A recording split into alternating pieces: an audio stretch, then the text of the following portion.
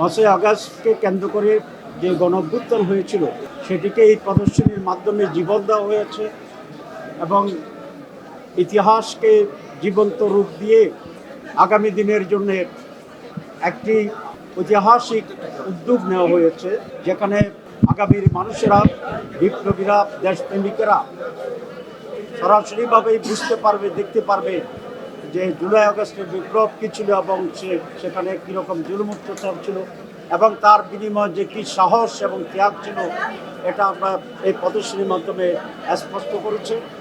আমি এই জন্য ইসলামী ছাত্র শিবিরের এই ক্রিয়েটিভিটিকে, এই সাহসকে, এই উদ্যোগকে আমি স্বাগত জানাচ্ছি।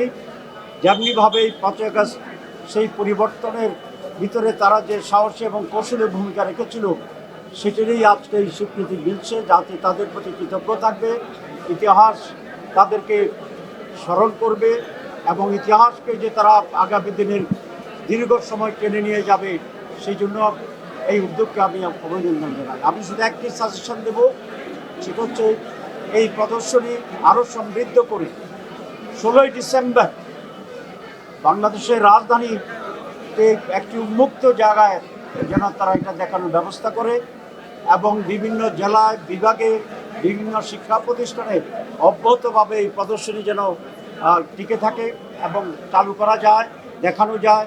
তারা সেই উদ্যোগ নেবে। তাদের এই ক্রিয়েটিভিটি, সাহসিকতা এবং দূরদর্শিতার জন্য আমি আবার ইসলামী ছাত্র শিবিরকে অভিনন্দন জানাই, আমাদের জাতির পক্ষ থেকে কৃতজ্ঞতা জানাই।